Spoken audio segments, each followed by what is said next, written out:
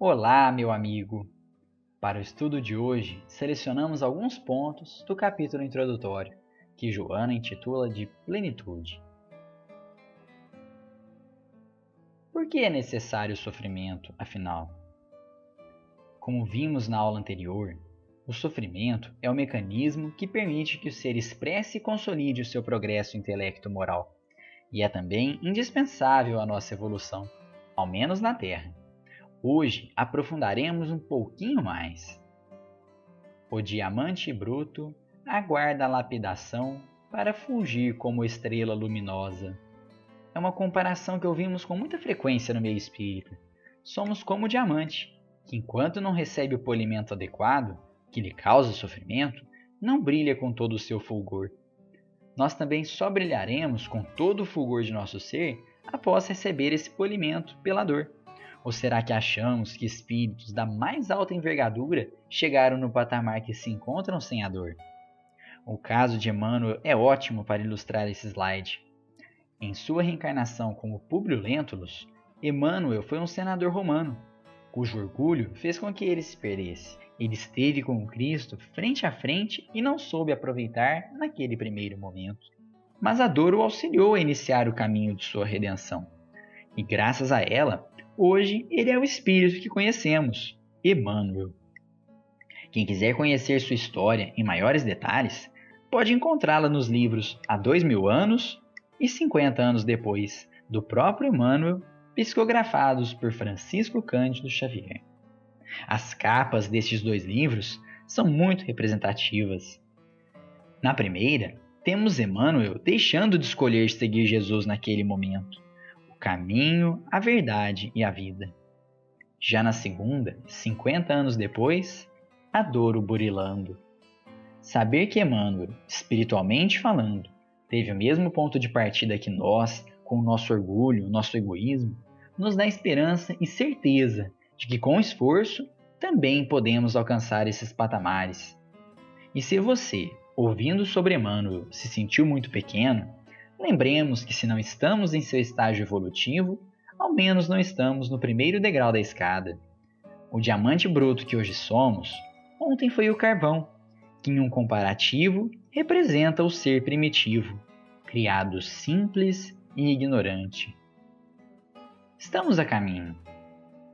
Agora, ouviremos um trecho da palestra Todos de Paulo, de Adão Nonato, que você poderá ouvir na íntegra clicando no link exibido na tela. Na quinta-feira, dia da ceia, depois que eles saíram do cenáculo, o lugar onde Jesus se reuniu com os apóstolos, e começaram a andar numa certa direção, eles passaram por um parreiral, uma plantação de uvas. Então Jesus colhe um ramo de uvas com um cacho muito grande, cheio de uvas, o outro mais ou menos em um cachinho mirrado, meio seco. Então ele diz que os apóstolos, se estivessem com ele, produziriam como aquele cacho bem grande. Aqueles que não fossem muito sintonizados, produziriam como aquele cacho pequeno. Aí eles seriam podados. A poda traz uma dor para a planta, mas essa poda vai fazer com que a planta produza mais. Então, muitas vezes, os nossos sofrimentos são verdadeiras podas em nossas vidas, para que produzamos mais e mais e mais. Então, Jesus mostra para os apóstolos aquele cachinho pequeno e diz: se vocês produzirem pouco, serão podados para produzirem mais. Agora, se vocês forem como esse cachinho que está aqui no fundo, seco, não produziu nenhuma uva, só tem uns brotos que mirraram, aí o que você acha que o vinicultor vai fazer? Ele vai meter uma tesoura aí, né? E vai um podão e vai cortar fora. Exatamente. É por isso que foi dito. Essa passagem de Jesus, narrada por Adão Nonato, ela é muito clara no sentido de que a poda que Deus autoriza em nossas vidas não é a título de punição, mas sim um meio de progresso, de modo que produzamos mais e mais, em nosso próprio benefício. Passemos à leitura do trecho bíblico em que se baseou o conto dessa passagem, a fim de que possamos nela aprofundar um pouco mais.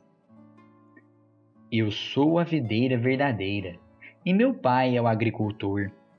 Todo ramo que não der fruto em mim, ele o cortará, e podará todo o que der fruto, para que produza mais fruto. Há muita diferença entre o corte e a poda. Podemos interpretar o corte como a expiação e a poda como provas. Conforme veremos no capítulo 3, a expiação é um remédio mais amargo. Seria como uma cirurgia que se fez necessária ante o agravamento do mal. Então, aquele que se desviou demais, de modo que não esteja produzindo bons frutos, pode ser encaminhado a uma expiação, um corte do ramo. Por outro lado, aquele que estiver dando fruto necessitará apenas de podas periódicas, ou seja, passará por provas que embalarão a produção de frutos. E Deus, como bom agricultor, não teria razões para cortar, ou seja, submeter a uma expiação, o ramo que estivesse produzindo. Afinal, ele já está produzindo. Podá-lo seria mais eficaz, pois aumentaria a produção sem interrompê-la. Permanecei em mim, e eu permanecerei em vós. O ramo não pode dar fruto por si mesmo, se não permanecer na videira. Assim também vós. Não podeis tampouco dar fruto, se não permanecerdes em mim. Se Jesus é a videira, é dele que sobe a seiva que alimenta os ramos. Assim, querer dar fruto por si só é inviável. Os discípulos não conseguiriam curar se não estivessem ligados com Jesus. Para bem ilustrar isso, separamos uma fala de Miramês acerca de Francisco de Assis.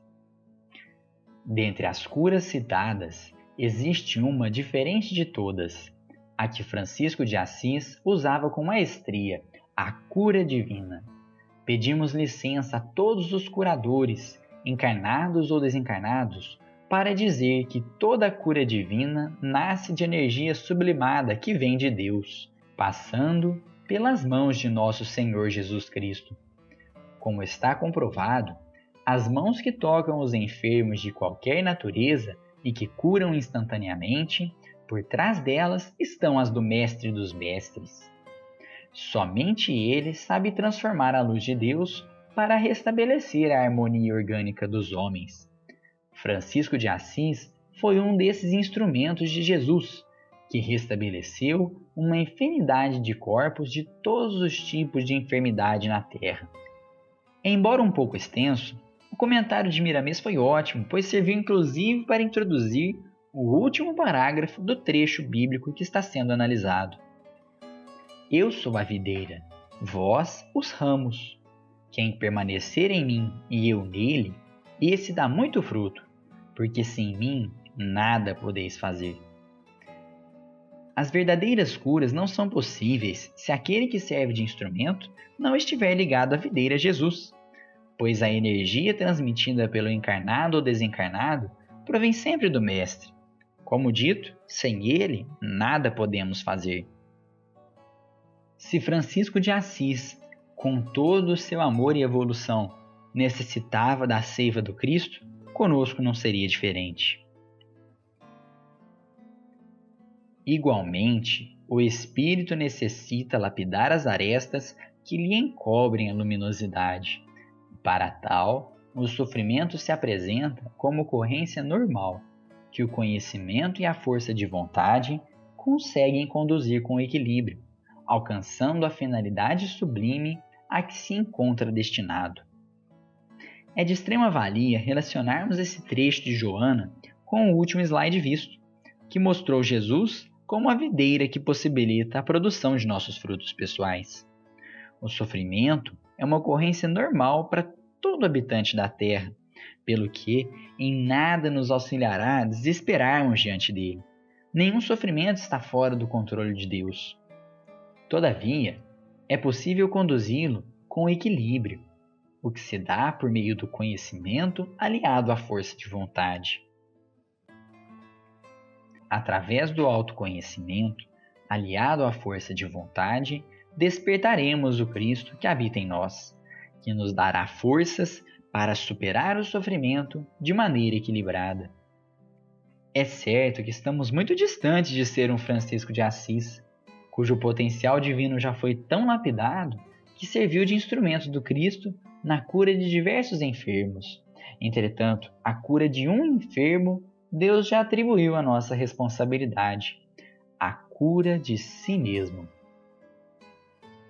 Aquele, pois, que muito sofre, deve reconhecer que muito tinha a expiar e deve regozijar-se à ideia da sua próxima cura. Dele depende, pela resignação, tornar proveitoso o seu sofrimento e não lhe estragar o fruto com as suas impaciências, visto que, do contrário, terá de recomeçar. Temos em nós latente a seiva do Cristo, esperando que a despertemos pelo conhecimento aliado à nossa força de vontade de curar-nos. Superar o sofrimento, suportando-o de maneira equilibrada, como fez Jesus. Este é o meio de curar-nos, com o que tornaremos proveitoso, isto é, daremos utilidade ao sofrimento por que passamos, de modo que ele não seja em vão. Caso contrário, repetir a prova será inevitável, ou pela poda do ramo, ou pelo seu doloroso corte. Com esse slide, encerramos o estudo da introdução do livro Plenitude e reforçamos o convite para que você o leia oportunamente. Até breve.